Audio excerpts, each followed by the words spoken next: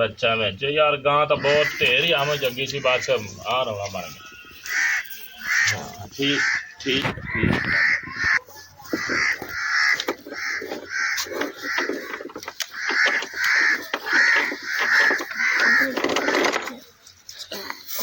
गांव तो साडा साडा तेरा पिछे नहीं छड़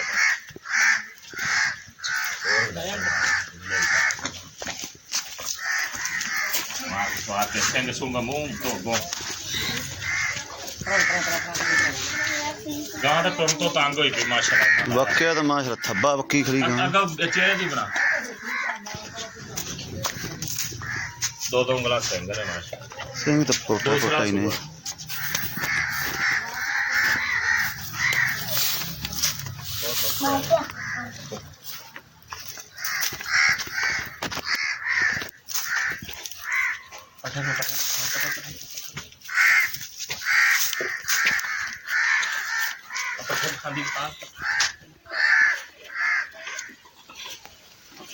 पट्ठे पुट्ठे खाटा बस मैं फिट माशाल्लाह बच्चे वाला बन गया और पट्ठे वाला माई खान ਨੂੰ गई अगे खांदी रही अगे भी खांदी रही।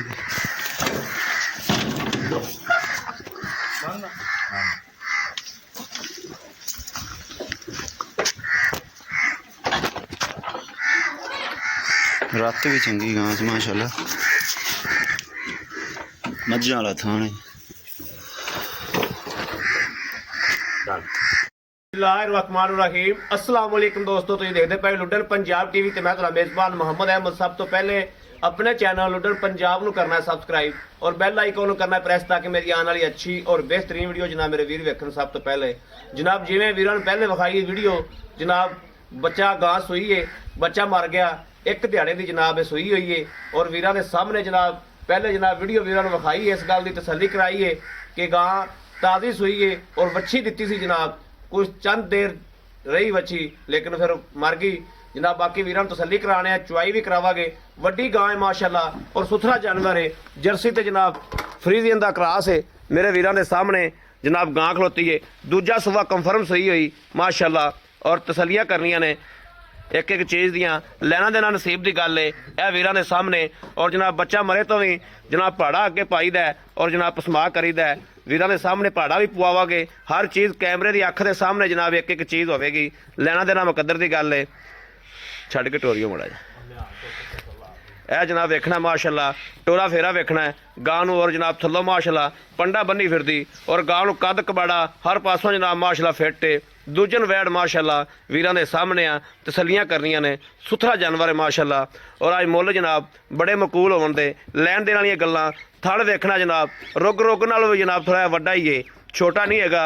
और चुआद भी इंशाल्लाह तसल्ली करांगे आपां, चुआ भी अल्लाह के हुक्म नाल इंशाल्लाह सुथरा होवेगा। गां जनाब थोड़ा जिहा कैमरे तो डरदी पई है।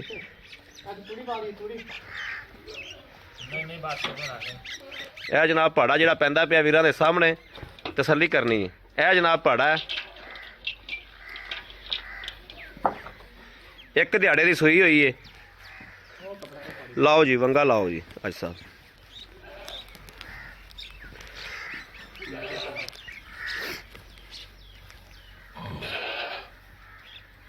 थल्ले ही पा दिए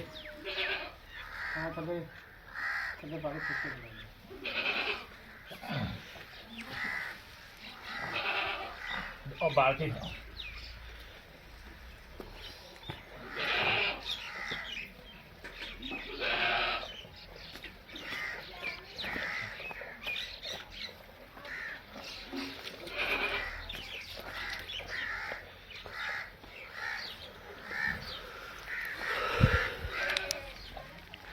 जनाब माशाल्लाह पोली इन्नी है कि थन धोंदिया भी जनाब जरा ये वेखना जा तार वजदी माशाल्लाह पसमा उस वेले गां सट्टिया ही माशाल्लाह।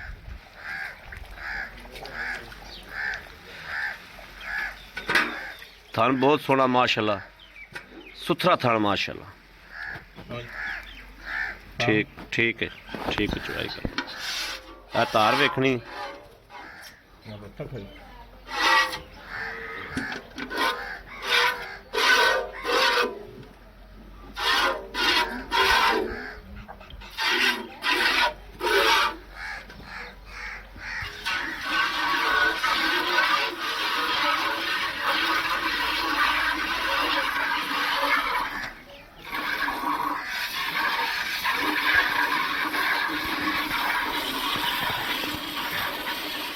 ਚਵਾ ਵੇਖਣਾ ਮਾਸ਼ਾਅੱਲਾ ਜੀ ਕਿੱਡਾ ਮੋਟਾ ਹੈ।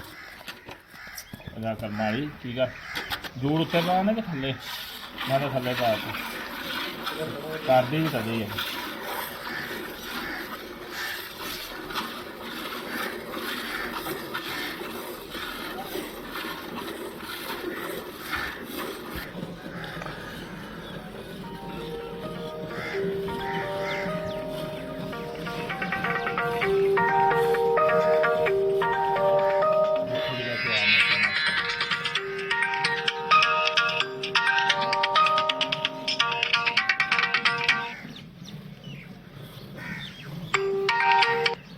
हेलो वालेकुम सलाम जी भाई जी जी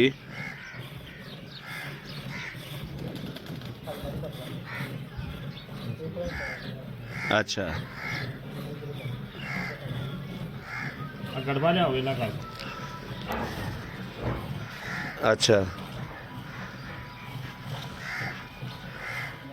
तो किन्नी देर नू आओगे? गड़बा गड़बा अच्छा चलो ठीक हो अल्लाह आओ कैमरे को रख। ਇੱਥੇ ਰੱਖ ਦਿਓ ਇੱਥੇ ਬਸ ਇੱਥੇ ਰੱਖ। आ देखो ठीक है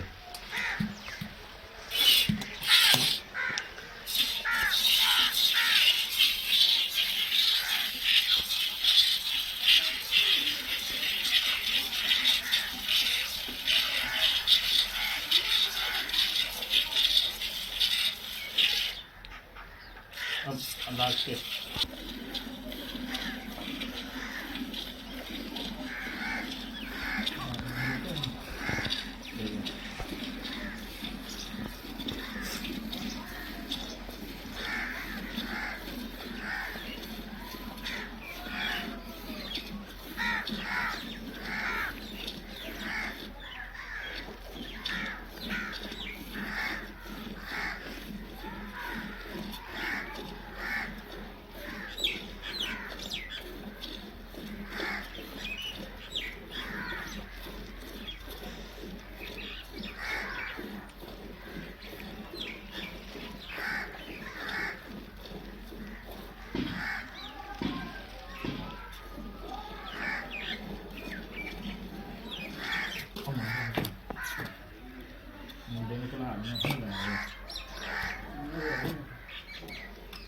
टिक जाएगी एक दो दिन खलो के।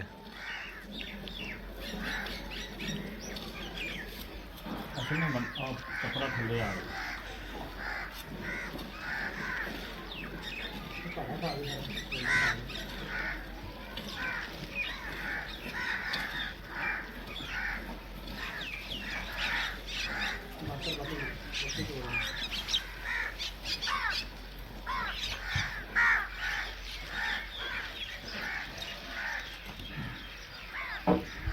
माशाअल्लाह पता ही करना माशा ओला लाया दूध इधर पांडा कोई और फेंटा लाया ना अच्छी फड़ के जनाब बंगा जरा खोल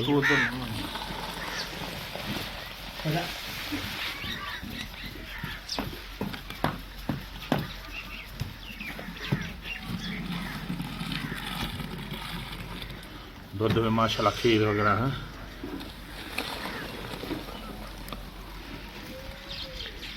अज मार है गड़वी पहले गड़बी कित्थे दी ओ भाई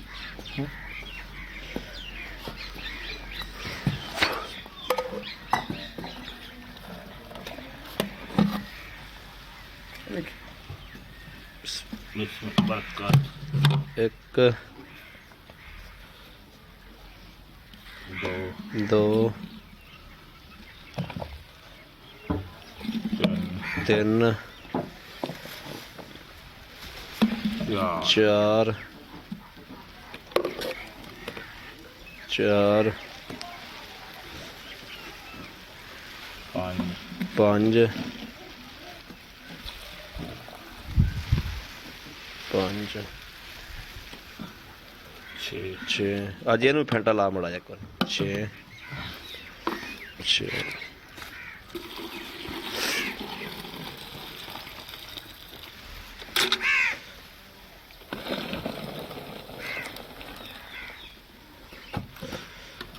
6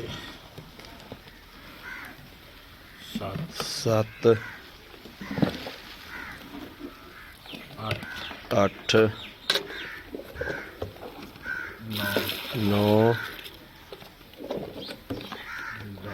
10 10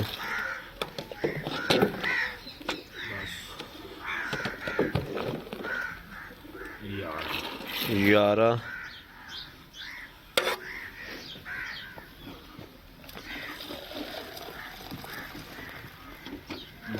12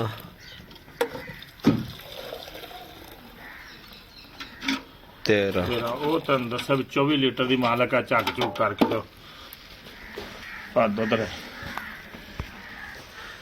ਲੋ ਜੀ ਮੇਰੇ ਵੀਰਾਂ ਨੇ ਵੇਖਿਆ ਮਾਸ਼ਾਅੱਲਾ 13 ਗੜਵੀਆਂ ਮਾਰ ਲੀਆਂ ਨੇ। ਆ ਬੜਾ ਫੜਿਆ ਜੋ ਮੋਬਾਈਲ